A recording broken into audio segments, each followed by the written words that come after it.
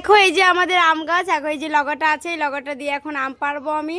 তো তোমরা দেখতে থাকো, আম পড়বে, ঠিক আছে, দেখতে থাকো।